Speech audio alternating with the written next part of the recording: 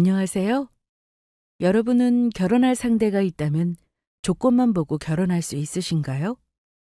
저는 조건이 다는 아니라고 생각합니다.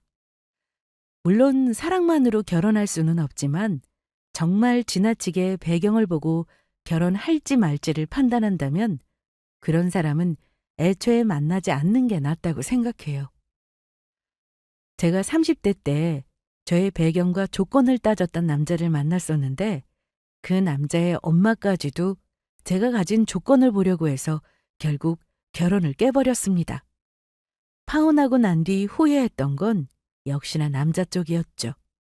제가 먼저 파혼을 하자고 한 게 아니었거든요. 그래서 말도 안 되는 이유로 저를 못 살게 굴고 돈으로 사람 무시했던 그 모자에 대한 사연을 지금부터 소개해 보려고 합니다. 끝까지 잘 들어주세요. 저는 집에서 첫째로 제 밑으로 남동생과 여동생이 한 명씩 있습니다. 나이차가 좀 있어서 제가 대학교를 다닐 때 직접 공부를 가르치기도 했습니다. 그리고 저희 아빠는 제가 고3 수능을 보던 날 공장에서 사고를 당하셔서 양손을 크게 다치시는 바람에 일을 그만두시게 되었어요. 집안의 가장이었던 아빠가 일을 못하게 되었으니 엄마가 급하게 조리사 자격증을 따서 유치원 급식실에서 일하셨습니다. 저는 그 당시 대학을 포기하고 일자리를 알아보려고 했는데 부모님이 끝까지 대학은 가야 한다고 하셔서 원하는 미대로 들어가게 되었네요. 제 꿈은 금속 디자이너였습니다.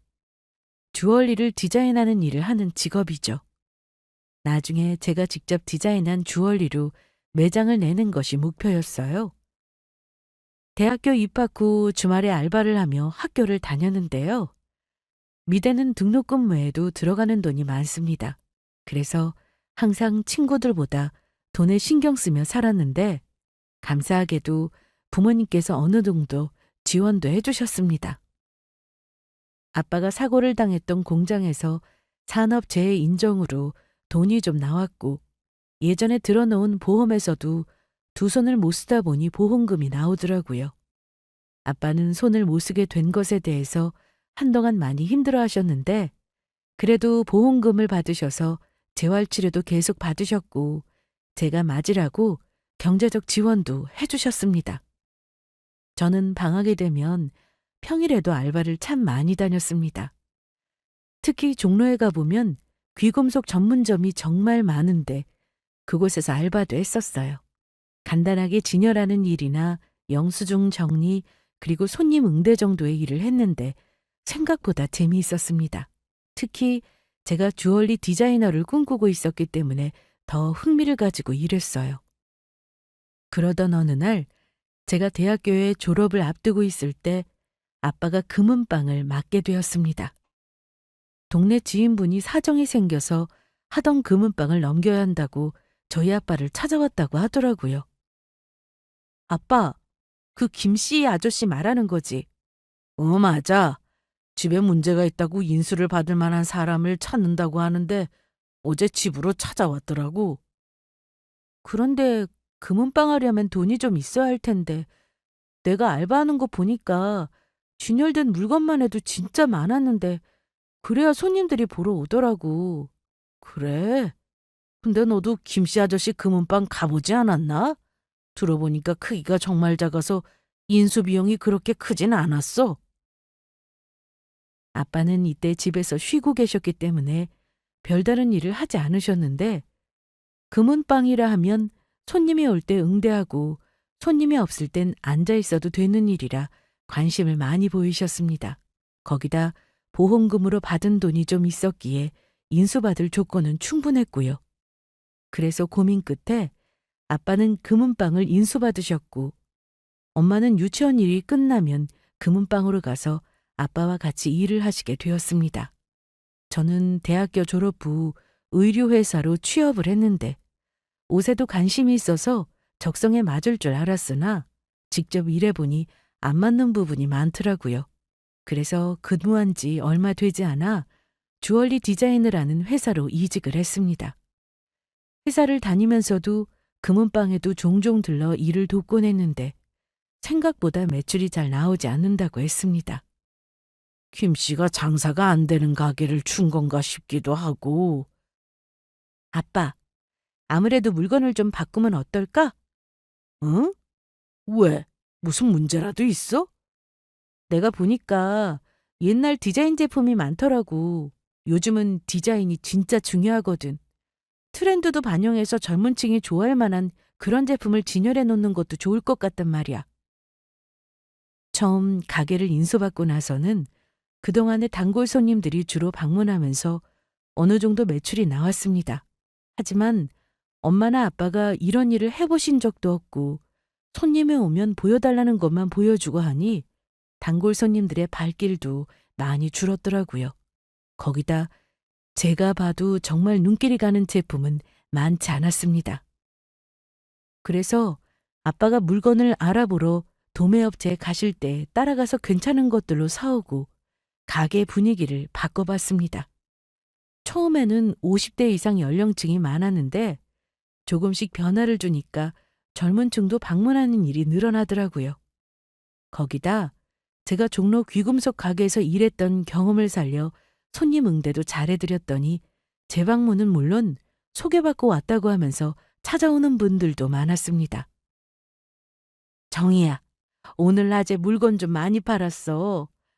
그런데 너를 찾는 손님들이 좀 있더라. 그래? 누구지? 나 있을 때 왔었던 사람인가? 그런 모양이다. 그럼 더 자주 나가봐야겠다. 그날 이후 저는 주말은 물론이고 평일 저녁에도 들러서 가게 일을 돕곤 했습니다. 그런데 엄마는 낮에는 일을 하시고 집안일도 신경 쓰셔야 해서 가게에는 자주 나오지 못하셨고 아빠 역시 손 때문에 병원을 가야 할 때가 많았습니다. 왼쪽 손은 거의 쓰지 못하는 상태였고 오른쪽은 그나마 물건을 쥐는 정도는 하실 수 있지만 재활치료 이후 통증이 나타날 때가 많아 그때마다 병원을 가셨습니다. 정희야, 아무래도 가게를 내놔야 할 것 같아. 내가 일을 그만두고 하자니 자신도 없고 네 아빠는 손 때문에 항상 장갑 끼고 일하시는데 땀이 나서 힘들다고 하시네. 엄마, 이제 자리도 잡고 손님들도 늘기 시작했는데 내놓기 너무 아깝다. 다른 일을 찾아봐야지. 알아보니까 복권방? 이런 것도 아빠는 할 수 있다고 하더라고. 저는 아무리 생각해도 금은방을 내놓는 건 아니라고 생각했습니다. 급하게 인수받아서 비용도 좀 싸게 받은 거고 거기다 저를 보고 오는 손님도 좀 있다 보니 아쉬웠어요. 그래서 고민 끝에 제가 직접 금은방을 운영해 보겠다고 말씀드렸습니다. 다니던 직장은 그만두는 대신 정해진 날짜에만 나가서 일을 하는 방식으로 바꿨어요. 제가 다니던 곳은 저 같은 주얼리 디자이너들이 모여 만들어진 곳인데 저처럼 프리랜서로 일하는 분들도 많아 계속해서 일할 수 있었습니다. 동생들도 이제 대학생이 되어 제가 바쁠 때면 가게로 나와 일을 돕곤 했는데 전보다 일이 익숙해지니 할만하더라고요. 저는 그 사이 디자인 공모전에도 참여해서 주얼리부 수상작에 선정도 되었고 회사에서 제가 직접 디자인한 제품이 팔릴 때면 수익도 생겼습니다. 거기다 금은방 운영으로 꾸준한 매출이 발생하면서 저희 집도 점점 여유가 생겼죠. 아빠는 장애가 있으셔서 복권방을 알아보셨는데 이것도 경쟁이 치열해서 처음에는 잘 되지 않아 경비 일을 하신 적이 있으세요. 그러다 손을 써야 하는 일이 많아 그만두셨네요. 그렇다 보니 저는 더 열심히 일할 수밖에 없었습니다. 일만 하며 지내다 보니 금방 30대가 되었는데요. 그동안 아빠는 복권방 창업도 하게 되셨고 금은방은 제가 온전히 맡아서 하게 되었습니다. 그리고 친구들의 결혼 소식도 들려와서 예식장에 가는 일도 정말 많았습니다. 정희야, 나 다음 달에 결혼해. 정말? 너무 축하해. 고맙다. 나 결혼 전에 친구들하고 만나서 밥도 먹고 청첩장도 줄까 하는데 시간 돼? 당연하지. 미리 날짜만 알려줘. 저는 고등학교 절친의 결혼 소식에 마음이 싱숭생숭했습니다.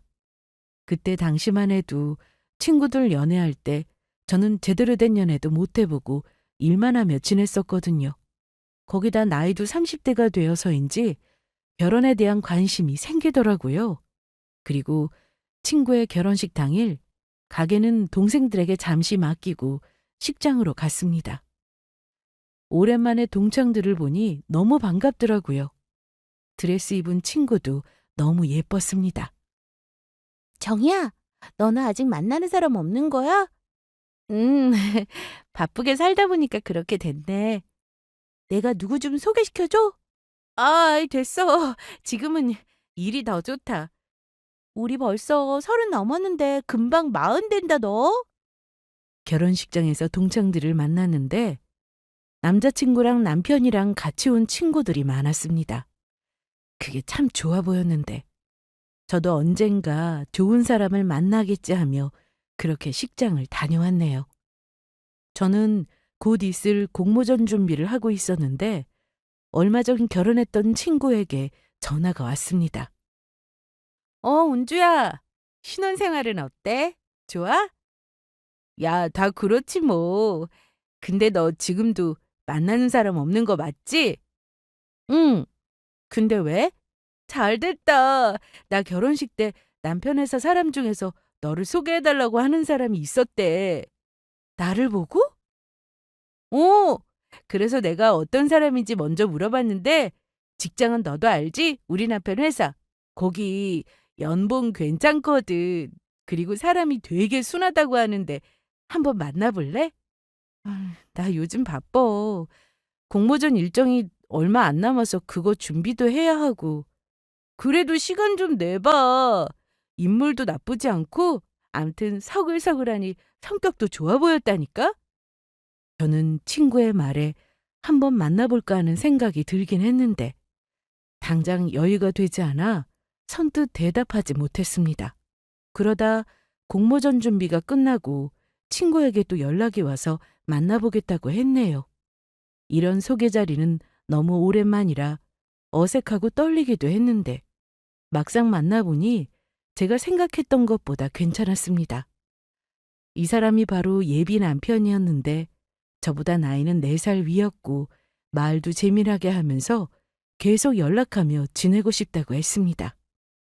그런데 하시는 일이 금속 디자인이라고. 네, 정확히는 주얼리 디자인하는 일을 하고 있어요. 멋지네요. 저는 손재주가 없어서 그림을 잘 그리거나 악기를 잘 다루는 분들 보면 참 부럽고 대단하더라고요. 대단하다고 하시니까 좀 부끄럽네요. 저보다 실력 있는 사람이 워낙에 많아서요. 그래도 제 눈엔 그렇게 보여요. 친구 결혼식장에서 저를 보고 첫눈에 반했다던 예비 남편은 처음 만난 날 이후 적극적으로 저에게 다가왔고 연락도 자주 하면서 급속도로 사이가 가까워졌습니다. 저희 집에서도 좋아할 만큼 예비 남편은 서글서글한 성격으로 부모님 마음까지 사로잡았는데요. 서로 나이가 있다 보니 교제한 지 1년도 되지 않아 결혼 얘기가 오갔습니다. 처음에는 그래도 2년은 만나봐야 하지 않을까 싶었지만 만난 기간이 그렇게 중요한 건 아니었어요. 오래 연애하고 결혼했어도 이혼하는 경우도 많고 짧게 만났지만 오래 잘 사는 경우도 많았으니까요. 거기다 예비 남편은 항상 저를 존중해주고 아껴주었기 때문에 저 역시 깊은 신뢰가 있었습니다. 하지만 한 가지 저희 엄마가 걱정하는 부분이 있었습니다. 예비 남편에게는 누나가 셋이나 있어서 혹시나 결혼했을 때 신우들이 힘들게 하면 어쩌나 하시더라고요. 엄마, 걱정 마. 전에 준우 씨랑 누나들하고도 밖에서 따로 밥 먹은 적 있었는데 괜찮았어. 다 잘해주고. 오히려 자기 동생이 아무것도 할 줄 모르는데 결혼해도 괜찮겠냐 이랬다니까? 그래? 결혼하기 전에 신우 노릇하는 사람들도 많다던데 그렇진 않았어? 전혀. 누나들이 다 나이가 좀 있으셔. 그래서 나중에 결혼하더라도 터치 안 할 거라고 먼저 얘기하더라고. 참 다행이었죠. 보통 신호가 많으면 고생한다는 말이 많아서 저 역시도 걱정을 안 한 건 아니었는데 직접 만나보니 너무 좋은 분들이셨습니다. 저는 내년에는 결혼을 할 생각이어서 예비 남편의 집에도 찾아가 인사를 드렸는데 아버님은 안 계시고 어머니만 계셨습니다. 누나들은 다 가정이 있고 전에 만나봐서 제가 예비시댁에 인사를 갔을 때는 오지 않았네요. 아들 말로는 무슨 디자이너라고 하던데? 네, 주얼리 디자인 일 하고 있어요. 그런 회사가 따로 있나 보네. 네, 그런데 저는 프리랜서로 일하고 있고요. 프리? 그거 정직원은 아니라는 얘긴데 맞나? 네, 맞아요. 전에는 정직원으로 일하다가 지금은 따로 나와서 일하는 중이에요. 어, 너도 알겠지만 우리 아들이 어느 기업 다니는지 알지? 그럼요, 잘 알고 있어요. 우리 아들이 공부를 정말 정말 잘했다고. 그래서 대학은 물론이고 회사도 가고 싶은 곳으로 골라서 갔던 애야. 너무 대단하지 않아? 네, 맞아요. 시모와 얘기를 나눠보니 예비 남편을 아주 귀하게 키웠다는 걸 느낄 수 있었습니다. 그런데 이때까지만 해도 저는 잘 몰랐어요. 예비 남편의 귀가 얇다는 것도 엄마의 말에 복종하는 것도 말이죠. 인사를 드리러 간 날에는 그런 모습을 찾아볼 수 없어서 제가 알 수가 없었던 거였죠. 결혼이라는 게 과정이 정말 복잡하더라고요. 할 것도 많고요. 그래서 그날 이후 저희는 상견례도 빨리 진행했습니다. 그런데 상견례 때 서로 기분이 상했던 일이 있었습니다. 아니, 손은 어쩌다가 그렇게 되신 거예요? 그게 일하다가 기계가 오작동하는 바람에 손을 다쳤습니다. 어머나, 어떻게 그런 일이... 그럼 지금은 어떠세요? 재활치료받고 많이 좋아졌습니다. 물론 정상인처럼 손을 쓰기는 어려운데 그래도 익숙해졌네요. 복권방은 수입이 어떻게 되세요? 예비 시모는 저희 결혼 얘기보다 저희 집안 사정이 더 궁금하신 듯 했습니다. 아빠가 전에 어떤 회사를 다녔는지, 손은 왜 다쳤는지, 엄마는 무슨 일을 하는지 그런 질문을 계속 하셨어요. 거기다 아빠가 운영 중인 복권방에 대해서도 물어보셨죠. 매출은 그날그날 달라서요. 괜찮은 편입니다. 아, 네. 엄마, 이제 저희 결혼 얘기도 하셔야죠. 잠깐만 있어봐. 궁금한 건 물어봐야지. 그럼 사부인은 지금 집에만 계세요? 낮에는 동네 유치원에서 일하고 있어요. 유치원이라면 혹시 원장인가요? 아니요. 조리사로 일해요. 애들 밥이랑 간식 만들어줍니다. 아, 조리사요? 예비 시모는 저희 집안 사정을 대해 들으시고는 표정이 좋지 않아 보였습니다. 그래도 저와 예비 남편이 중간에서 얘기를 잘해서 겨우 좋게 마무리했네요. 엄마, 아까 좀 그랬지. 어머님 성격이 궁금하신 건 못 참으신다고 하더라고. 나나 아빠는 괜찮아. 그런데 괜히 우리 때문에 너 안 좋게 보신 건 아닌가 모르겠다. 안 좋게 보긴 결혼을 엄마랑 아빠가 하나 내가 하는 거지? 신경 쓰지 마. 결혼 준비도 내가 알아서 잘할 테니까. 그래, 아빠 도움 필요하면 얘기해 뭐든. 저는 그날 이후 예비 남편과 여전히 잘 지냈고 결혼 준비도 문제없이 알아봤습니다. 그리고 뭔가 의미 있는 선물을 하고 싶어서 예비 남편 모르게 직접 디자인한 반지를 준비해 선물로 주었습니다. 많이 기다렸어? 오늘 일이 좀 늦게 끝났네. 괜찮아. 나도 좀 전에 왔어. 저녁은? 아직 안 먹었지. 얼른 먹으러 가자. 저희는 분위기 좋은 레스토랑으로 갔고 이때까지만 해도 정말 결혼해서 행복하게 잘 살 것만 같았습니다. 저를 위해주는 사람이다 보니 지금처럼 한결같을 거라 생각했거든요. 이거 선물이야. 열어봐. 뭐야? 이야, 예쁘다. 직접 산 거야? 아니, 내가 디자인해서 제작했어. 정말? 그럼 세상에서 하나뿐인 반지네? 고맙다. 고맙긴. 맞는지 빨리 껴봐. 오, 잘 맞는다. 꼭 맞아. 손가락 사이즈까지 정확하게 알고 있고. 진짜 우린 천생연분이라니까. 자기도 손 줘봐. 내가 끼워줄게. 그렇게 저희는 제가 디자인한 반지를 서로 나눠 가졌습니다. 우리 웨딩링 이걸로 하면 되겠다. 그건 제대로 맞추자. 이 반지는 내가 전부터 생각했던 거였어. 좋은 사람 만나면 내가 디자인한 걸로 커플링 해보고 싶었거든. 본식 전에 제대로 반지를 맞출 거지만 의미 있는 선물을 하고 싶어서 만들게 되었네요. 반응은 기대 이상이었습니다. 저보다 더 좋아해주니 기분 좋더라고요. 그리고 제 꿈이었던 주얼리샵 오픈도 점점 현실화되어가고 있다고 느꼈습니다. 그동안 주얼리 디자이너로 일하면서 회사에 디자인을 주면 제작해서 판매가 되곤 했는데 매장에서도 반응이 좋다 보니 정말 이름을 걸고 샵을 내도 되겠구나 싶었어요. 거기다 예비 남편도 멋지다고 해주었으니 점점 자신감이 생겼습니다. 저는 결혼 준비를 하면서도 여전히 디자인도 하고 금은방 운영도 했습니다. 제가 도맡아 하게 되면서 매출이 40% 이상은 올랐는데 그러다 보니 더 많은 제품을 진열하고 싶어서 확장을 해야 하나 고민을 하던 중이었어요. 그만큼 가게 운영을 잘하고 있다는 거였죠. 제가 바빠서 일을 못하는 날은 잠깐씩 부모님이나 동생들이 봐주었기 때문에 단골 손님들도 점점 늘어났고 동네 사람들도 이 동네 돈은 다 끌어간다고 할 정도였습니다. 그리고 얼마 뒤 시간이 났을 때 예비 시모에게 드릴 목걸이도 하나 만들었습니다. 상당히 공들여 만드느라 시간도 오래 걸렸는데 드디어 완성해서 예비 남편에게 건네주었네요. 엄마가 정말 좋아하실 거야. 내가 봐도 멋지다. 고마워. 좋아하셨으면 좋겠다.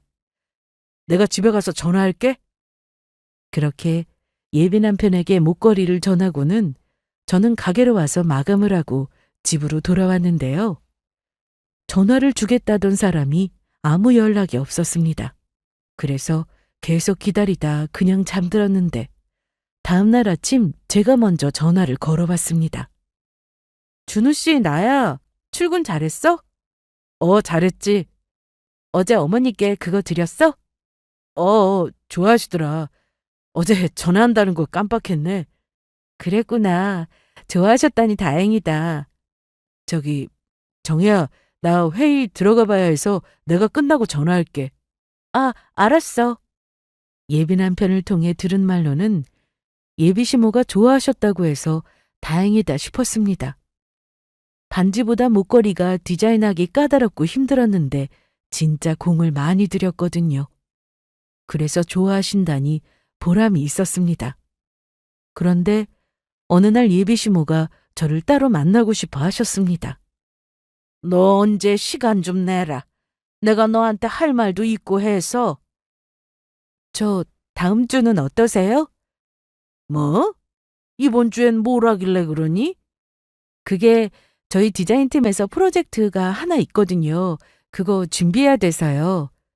너는 정직원도 아니라면서 뭘 그런 거에 참여해? 이번 주는 안 되겠니? 그럼 이번 주 금요일은 어떠세요? 그래, 알았다. 내가 너한테 시간을 맞춰야 하니? 에휴, 그럼 금요일에 보자꾸나. 예비 시모와 전화 통화를 하는데 목소리가 날카롭게 들렸습니다. 원래 약간 그런 말투셔서 평소에는 그런가 보다 했는데 이날은 유독 더 심하게 느껴졌어요. 그래서 혹시나 제가 실수한 건 없는지 걱정이 되더라고요. 아니야, 우리 엄마가 너한테 화가 날 게 뭐 있어. 걱정하지 말고 만나봐. 그런데 왜 화가 나신 것처럼 들렸을까? 아니라니까. 그리고 나 일해야 하는데 자꾸 전화하면 좀... 미안해. 점심시간이라 전화한 건데 밥도 못 먹고 일하는 거야? 오늘은 좀 바쁘네. 나중에 통화하자. 걱정되는 마음에 예비 남편에게 전화해서 물어봤는데 예비 남편도 저에게 퉁명스럽게 말을 하더군요. 뭐 그럴 수도 있지 하고 넘어갔는데 내내 신경이 쓰이긴 했습니다. 그리고 예비 시모와 약속한 금요일이 되어 준비하고 예비 시댁으로 갔습니다. 어머님, 저 왔어요. 그래, 잘 왔다. 거기 앉아. 네. 그런데 무슨 일 있으세요? 너는 내가 무슨 일이 있었으면 좋겠니? 아니, 그런 게 아니라 갑자기 하실 말씀이 있다고 하셔서요. 이거 뭐니? 이거 제가 드린 거네요. 목걸이잖아요. 내가 지금 이게 목걸이인 줄 몰라서 물어보는 거야? 이걸 왜 보냈냐고. 혹시 예물 이런 거야? 아니에요. 제가 직접 디자인한 건데 마음에 안 드셨어요? 아니, 얘. 선물을 하려면 거기다 결혼 앞두고 있으면 예물로 많이 한다는 브랜드에서 사오지는 못할 망정 이게 뭐냐? 애들 장난도 아니고. 잘은 만들었다만 뭐 브랜드가 있는 것도 아니고 이런 걸 어떻게 하고 나가니? 분명 예비 남편은 제 선물을 마음에 들어한다고 했는데 아니더라고요. 제 정성을 무시하시는 것 같아 저도 기분이 썩 좋지는 않았습니다. 제가 준우 씨한테도 얘기했는데 본식 전에 예물은 제대로 맞출 거예요. 그때 그럼 제가 좋은 걸로 해드리겠습니다. 그래, 그래야지. 그때는 내가 직접 고를 거니까 그렇게 알고 있어. 그리고 내가 우리 준우를 정말 애지중지 키웠다. 그건 저도 잘 알고 있어요. 전에 형님들 만났었는데 어머님께서 아주 귀하게 키우셨다고 하더라고요. 그래, 맞아. 내가 딸 셋보다 아들 하나를 더 애쓰면서 키웠다고. 몸에 좋다는 것도 아들만 주고 옷도 비싼 것만 사입히고 그랬어. 그랬더니 결과물이 다르지 않니? 좋은 대학도 가고 좋은 회사도 들어가고 지금은 돈도 잘 벌어서 나한테 용돈도 준다고. 예비 시모는 무슨 말이 하고 싶어 저러나 싶었습니다. 제가 말할 틈도 없이 정말 쉬지 않고 얘기를 하는데 듣다 보니 결국 이거였습니다. 제가 마음에 들지 않는다는 거였죠. 지금부터 내 말 잘 들어라. 솔직히 상견례 때 느꼈지만 우리 집하고 너희 집하고 같다고 생각하는 건 아니지. 사정이 다르잖아. 쉽게 말해서 너희 집이 좀 기운다 이거야. 원래 결혼이라는 게 서로 어느 정도 집안 수준도 맞아야 하는 건데 너희 집은 우리랑 차이가 심하게 나잖아. 그게 결혼하는데 문제가 되나요? 당연하지. 우리 집 봐봐. 준우 아빠 없다는 거 빼고 우리 집이 빠지는 게 뭐니? 애들 아빠 죽기 전에 재산이라도 두둑히 남겨놓고 가서 내가 고생 안 하고 애들 키우며 살았는데 우리 아들 그렇게 키워놓고 보니 너 말고 결혼도 조건 좋은 여자 골라서 갈 수 있다고? 어머님, 내 말 안 끝났어. 끝까지 들어. 다 듣고 나서 얘기해. 네가 처음부터 제대로 된 직장 없이 프리랜서인가 뭔가 그걸로 일한다고 할 때부터 난 별로였어. 마음에 안 들었다고. 내가 친구들한테 물어보니까 프리랜서 그거 알바나 다름없다는데 좀 너무하지 않니? 그냥 회사는 들어갈 수는 없는 거야? 언제까지 프리로 일할 생각이니? 그러다 우리 아들하고 결혼해서 애라도 생기면 집에 들어앉아 있을 텐데 일도 그만둘 거고. 그럼 우리 아들이 외벌이로 혼자 힘들게 일해야 하잖아. 물론 혼자 벌어도 충분히 돈이야 많이 벌겠지만. 어머님, 저도 충분히 벌고 있어요. 네가 벌긴 얼마나 번다 그래? 디자이너? 그거 말만 번지르르한 직업 아니야?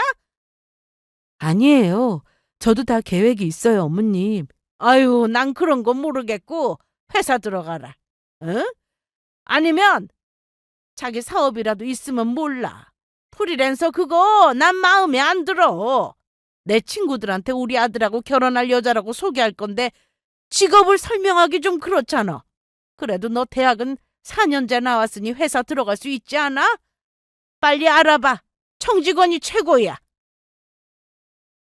저도 다 계획이 있는데 무작정 회사 들어가라고 하는 통에 입을 열기 싫었습니다. 제가 정직원으로 회사 다니고 있었으면 좋아하고 그게 아니면 싫어하고 조건만 보고 사람을 판단하는 건 아니다 싶었거든요. 거기다 저희 부모님에 대해서 안 좋게 말씀하시는 것도 기분이 좋지는 않았습니다. 그리고 이미 결혼 날짜는 잡혀 있는 상태에 집 계약금도 낸 상태였고 신혼여행도 어디로 갈지 다 알아본 상황이라 어떻게 해야 할지 모르겠더라고요. 예비 시모라는 사람이 저러니 힘이 빠졌습니다. 예비 시모 말대로 예비 남편이 잘난 것도 맞습니다. 하지만 따지고 보면 디자이너 월급에 금은방 수입까지 하면 제가 한 달에 버는 돈이 훨씬 더 많았죠. 굳이 제 사정을 다 설명하면서까지 이 결혼을 진행하고 싶은 생각은 들지 않았습니다. 저는 예비 남편의 생각도 궁금했기에 며칠 뒤 만나서 예비 시모에게 들었던 얘기를 모두 했습니다. 그런데 우리 엄마 말이 틀린 건 아니잖아. 현실적으로 말씀하신 것뿐이고 네가 지금 프리로 일하는 것도 사실이고 장인어른 복권방 하는 것도 사실이고 그거 모르고 나랑 결혼하려고 한 거였어? 우리 집 사정 다 알고 있었잖아. 그래, 다 알고도 네가 좋아서 결혼하려고 한 거였어. 결혼할 거고. 근데 엄마 얘기를 듣고 있으면 그게 또 다 맞는 것 같다고. 네가 지금 회사 소속이긴 하지만 정직원은 아니잖아. 나도 회사에서 계약직하고 정직원하고 조건이 완전히 다른데 엄마가 보시기에도 그렇겠지. 그러니 네가 어디라도 정직원으로 들어가서 일하길 바라시는 거고. 그게 나쁜 거야? 왜 우리 엄마를 나쁜 사람으로 만드냐? 그게 아니라 나 지금 정직원 아니어도 충분히 잘 벌어. 그리고 자기는 알잖아. 내가 나중에 뭘 하고 싶어 하는지. 알지. 다 알지. 네가 귀가 아프도록 말했잖아. 나중에 귀걸이 가게? 그거 낸다며. 근데 그것도 돈이 좀 있어야 하는데 결국 내가 번 돈으로 가게 알아볼 거 아니야? 언젠가는 내가 외벌이하게 될 거고 혼자 벌어도 먹고 살 만큼이야 벌겠지만 엄마가 혼자 계셔서 우리가 생활비도 드려야 한다고. 그러니까 우리 엄마는 너도 계속 일하시길 바라는 거야. 저는 예비 남편의 얘기를 듣고 나니 결혼을 미루고 싶었습니다. 그런데 준비한 게 너무 많다 보니 선뜻 그만두자는 말이 나오지 않더라고요. 아직까지도 예비 남편을 좋아하는 마음은 남아 있었기에 이런 말을 듣는 게 괴로웠습니다. 전에는 제가 하는 일이 대단하고 멋지다고 해주던 사람이었는데 이제는 그냥 회사 들어가라고 하고 제 일이 어디 가서 무시받을 만한 일도 아닌데 자꾸만 초라해지는 기분이 들었습니다. 그래서 친구들과도 얘기를 나눠봤는데 서로 말이 다 달라서 결국은 제가 결정해야 할 문제였습니다. 예비 남편이라도 생각이 저와 같았다면 그냥 결혼을 진행했을지도 모르겠지만 생각하는 게 예비 시모와 너무 닮아서 아니다 싶었습니다. 결혼 문제로 골치 아픈 와중에 저는 얼마 뒤 부모님을 유럽 여행에 보내드렸습니다. 사실 저희 부모님이 그동안 집안 사정 때문에 비행기 한 번을 못 타보셨어요. 저도 일하느라 바빠서 제대로 신경도 못 썼고요.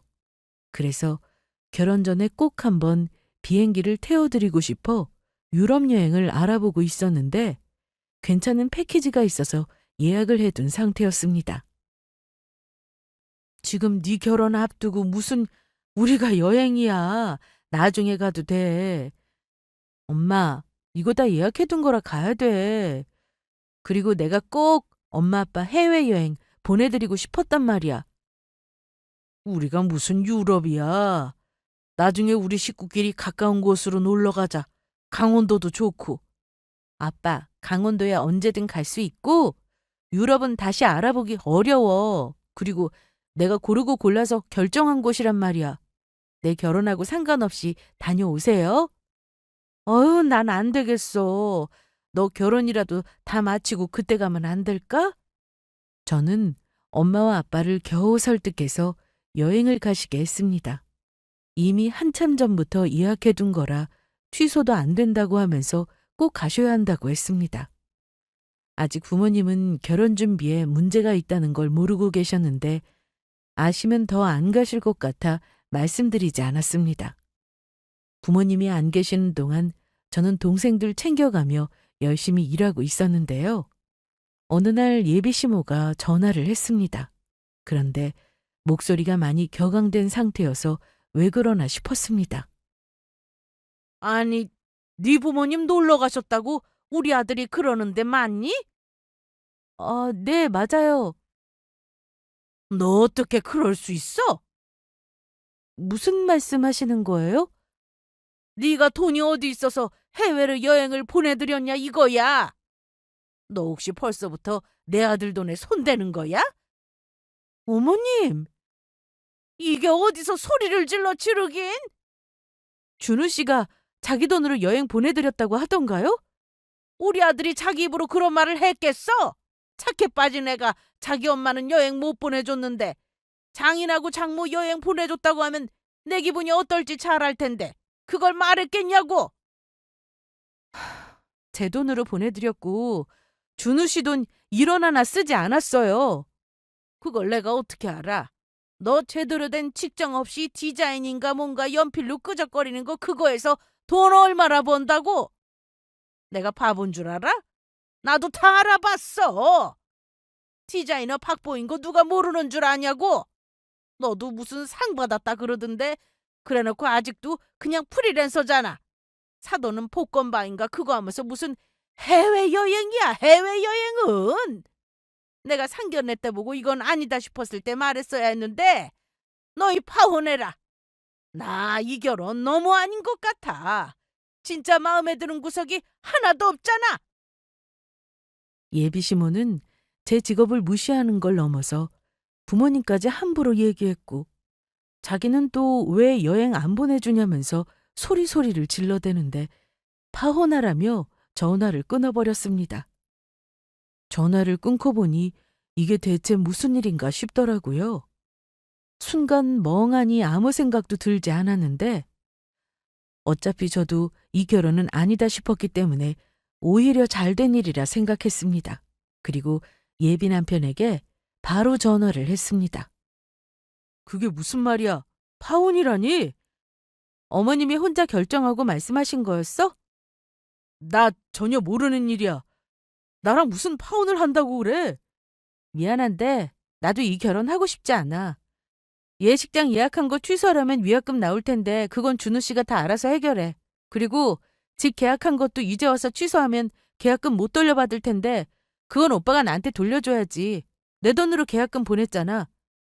안, 야, 지금 그게 문제야? 내가 파혼하자고 했어? 저는 더 할 말도 없고 해서 전화를 그냥 끊었습니다. 부모님이 여행 가셔서 지금 이 상황을 모르고 계시는 게 한편으로는 다행이다 싶더라고요.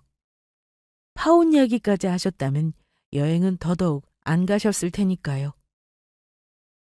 결혼해서 평생 후회하며 사느니 여기서 끝난 게 잘 됐다 생각했습니다.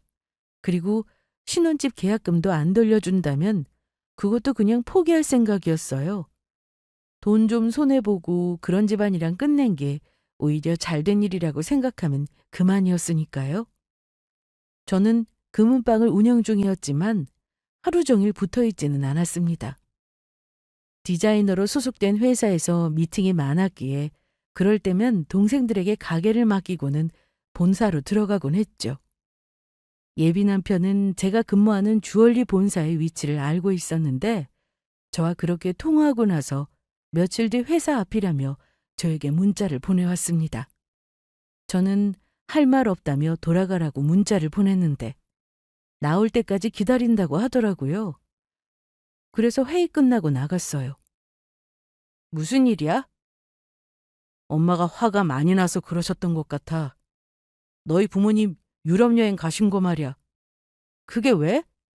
사실 유럽으로 여행 가려면 경비만 해도 500 이상은 들 텐데 네가 그런 여유가 없다고 생각하신 모양이더라고. 그럼 입 돋다 뭐해? 나도 충분히 돈 벌고 있어서 그 정도 여유 된다 그럼 되잖아. 어머님은 계속 준우 씨가 돈 해준 걸로 알고 계시던데 그 말 듣고 너무 기가 막히더라. 그렇게 오해하실 수는 있지. 그리고 나한테는 그런 말도 안 하셨어. 그냥 혼자 짐작하고 말씀하신 거더라. 됐고, 왜 온 건데? 이거 말하려고 온 거야? 야, 우리 정말 이대로 끝인 거야? 내가 파혼하자고 한 건 아니잖아. 그럼 나랑 결혼하고 싶어? 그래서 온 거야? 난 아직 그런 마음 남아있어. 그러니까 네가 우리 엄마 만나서 여행도 보내드리겠다고 하고 회사도 알아보고 있다고 대충 둘러대라. 어?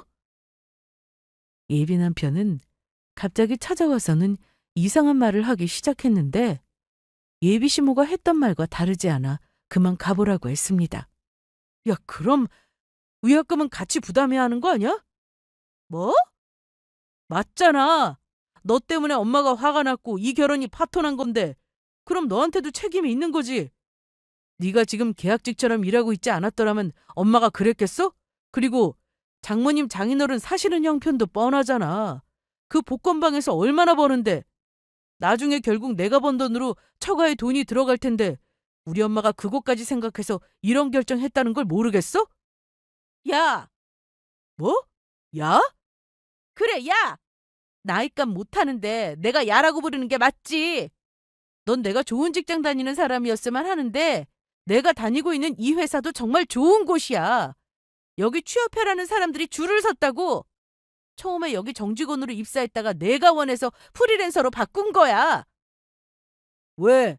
정직원으로 있지 왜 나온 거냐고. 아빠가 금은방 하시던 거 나한테 물려주셨어. 그거 운영하면서 회사 다니는 거 어려워서 이런 결정한 거야. 거기다 내 이름으로 나중에 매장 차리고 싶다고 너한테도 말했지? 그것도 준비해야 하니까 프리랜서가 낫겠다 싶어서 회사 나온 거라고. 금은방? 너한테 금은방이 있어? 저는 그냥 다 말해버렸습니다. 처음부터 다 말하지 왜 속였냐는 말에 내가 지금 다니는 직장이 있는데 뭘 속여? 그리고 그 금은방은 지금은 내 이름으로 되어 있고 내가 운영하지만 처음에 아빠 돈으로 인수받은 거고 아빠가 운영도 하시던 거였어. 그래서 내 거라고 말하긴 그랬다고. 나도 다니는 직장이 있으니 그것만 얘기한 거고. 이게 잘못된 거야? 제가 너무 화가 났었던 건 제 이야기를 다 듣고 난 후 남편의 반응이었습니다. 제가 본인보다 돈을 더 많이 벌고 있다는 걸 알게 되자 갑자기 말이 달라지는데 야, 그럼 진작에 말했어야지. 우리 엄마가 그거 아셨으면 너한테 이렇게 하셨겠어? 내가 얼른 가서 말씀드릴게. 그러면 분명히 파혼 취소하자고 하실 거야. 미쳤니? 나도 이 결혼 원하지 않아. 어머님이 말씀하신 대로 파혼이라고. 저는 남은 미팅이 있어 다시 회사로 들어갔고 예비 남편은 어찌할 바 몰라 하며 서 있다가 돌아갔습니다. 그리고 며칠 뒤 부모님이 여행해서 돌아오셨습니다. 정희야, 너무 좋더라. 제주도도 못 가봤는데 우리가 유럽에 가보다니. 제주도는 내가 다음에 또 보내드릴게. 좋았다니 다행이다. 선물도 사왔다. 네가 공항에서 준 봉투 열어봤는데 무슨 돈을 그렇게나 많이 넣었어? 가서 돈 아끼지 말고 사고 싶은 거 사고 맛있는 것도 사 드시라고요. 덕분에 맛있는 음식도 사 먹고 기념품 샵에서 선물도 샀어. 가이드도 어찌나 친절하든지 우리가 갔던 여행 상품이 일정도 빡빡하지 않아서 더 비싼 거라고 하던데. 너무 고맙다. 그런데 앞으로는 우리 둘 말고 다 같이 놀러 가자. 응? 그래, 알았어. 그리고 부모님께 그간 있었던 일도 말씀드렸어요. 파혼 얘기까지 전부 다요. 당연히 부모님은 너무 놀라셨습니다. 자꾸만 저한테 미안하다고 하시더라고요. 아빠가 손만 안 다쳤어도 계속 공장 다니는 건데 그럼 그쪽에서 지금처럼 무시도 안 했을 거고. 내가 이럴 줄 알았어. 아빠! 손 다치신 건 정말 너무 속상한 일이지만 그래도 아빠가 그동안 우리 가족 위해서 얼마나 열심히 사셨냐고요. 거기다 금은방도 나한테 주시고 우리 지금 너무 잘 살고 있잖아요. 나도 이제 곧 매장 오픈할 거라 엄마 아빠한테 더 효도할 거란 말이야. 이 결혼으로 나 평생 불행하게 살기 싫어. 그러니까 여기서 파혼된 게 어쩌면 더 잘 된 건지도 몰라. 제 결혼 소식을 알고 있던 주변 사람들에게 취소를 알렸고 저는 예정대로 계약한 상가의 인테리어를 시작했습니다. 제가 직접 디자인한 제품만으로 판매를 하는 샵이라 오픈 전부터 너무 떨렸는데 일하랴 오픈 준비하랴 저는 전보다 더 정신없이 하루하루를 보냈습니다. 그 사이 예비 남편은 저에게 연락을 계속해왔습니다. 안 받으려고 했는데 신혼집 계약금을 돌려주겠다고 문자를 보냈더라고요. 그러면서 마지막으로 만나면 어떻겠냐고 하길래 돈만 보내라고 했더니 전화를 걸어왔습니다. 계좌번호 알려준다니까 왜 전화하고 그래? 나다. 네. 이제 인사도 안 하니? 계약금 때문에 전화하신 거 아니세요? 계좌번호 보내드릴게요. 그래. 돈은 우리가 주는 게 맞지. 그런데 말이다. 아직 그 집 계약 취소를 안 했어. 왜요? 생각해보니까 그냥 둘이 결혼하는 게 맞다 싶어서 서로 좋아하는데 내가 뭐라고 옆에서 하라 마라 그러는 게 잘못된 것 같더구나. 전 이미 다 정리했는데요. 뭘 정리했다는 거야? 준우 씨에 대한 마음 정리 다 끝났다고요. 그리고 제가 지금 바빠서 통화 길게 못하니까 용건만 말씀하세요. 참나. 정말 마음에 안 들어. 내가 이 정도 양보했으면 좀 받아주고 해야지. 끝까지 잘났어? 예비 시모 옆에서 예비 남편 목소리가 들렸는데 엄마가 책임지라는 말이 정확하게 들리더라고요. 더는 시간 낭비하고 싶지 않아서 전화를 끊었고 그 계약금은 잊기로 했습니다. 그래서 혹시나 돈 문제로 전화가 올까 싶어 차단도 해버렸습니다. 저는 인테리어 공사가 마무리되고 나서 물건 진열까지 끝낸 후 가까운 지인들만 초대해서 오픈식을 할 예정이었습니다. 음식도 주문해 놓고 오시는 손님들께 드릴 선물도 직접 준비했죠. 20대를 정말 치열하게 살았고 부모님이 저를 끝까지 믿고 지지해 주신 덕분에 흔들림 없이 저의 꿈을 이루게 되었습니다. 그리고 오픈식 날 가족들은 물론 친구들과 직장 동료까지 오셔서 함께 음식도 먹고 즐거운 시간을 보냈습니다. 그런데 불청객이 찾아왔습니다. 한 명도 아닌 둘이나요. 이미 다 끝났으면서 여긴 왜 오셨습니까? 여긴 어떻게 알고 왔어? 위치도 전혀 몰랐을 텐데 어떻게 알고 왔냐고 했더니 저를 소개해준 친구에게 연락해서 물어봤다고 하더라고요. 친구 남편과 예비 남편은 같은 회사를 다니니 저에 대한 정보도 쉽게 알게 된 거였습니다. 안에 손님들 많아. 시끄럽게 하지 말고 그냥 가, 제발. 엄마가 너한테 직접 사과한다고 해서 같이 온 거야. 무슨 사과? 전부 다. 너한테 함부로 말한 거. 아직도 뭐가 문제인지 모르는구나. 내가 아직도 프리랜서로 일하고 있었으면 계속 무시했을 거란 거 아니야? 왜 내 조건이 달라지니까 사과를 한다는 건데. 그런 사과 받고 싶지 않아. 몰라봐서 미안하다 뭐 이런 거야? 엄마 뭐해? 빨리 사과해. 사과한다고 했잖아. 예비 시모는 입을 열지 않았습니다. 사과를 한다고 한들 그게 진심일 리도 없었고 굳이 이 좋은 날 찾아와서 이러는 것도 이해되지 않았죠. 그래서 돌아가라고 했는데 둘이 결혼해. 파혼 없던 걸로 하자꾸나. 그럼 제가 지금 말씀드릴게요. 저 파혼할래요. 이제 완전히 끝내고 싶어요. 그리고 저와 아빠가 매장 안으로 들어가려고 하자 예비 남편은 갑자기 자기 엄마 멱살을 잡았습니다. 그러더니 다 엄마 때문이라며 책임을 지라고 하는데 보다 못한 저희 아빠가 말릴 정도였어요. 거기다 제 매장은 통유리로 되어 있어 안에서 밖이 훤히 다 보였는데 안에 있던 손님들이 이 모습을 다 보게 되었습니다. 저는 예비 남편과 예비 시모를 말리던 아빠를 모시고 안으로 들어가면서 다시는 연락도 하지 말고 찾아오지도 말라고 했네요. 사람들 앞에서 개망신을 당한 두 사람은 서로 다투다 금방 사라졌는데 그날 이후로 저에게 연락은 없었습니다. 친구를 통해 들어보니 예비 남편은 집에 들어가기 싫다고 회사 동료들한테 재워달라는 말을 하고 다닌다고 하더라고요.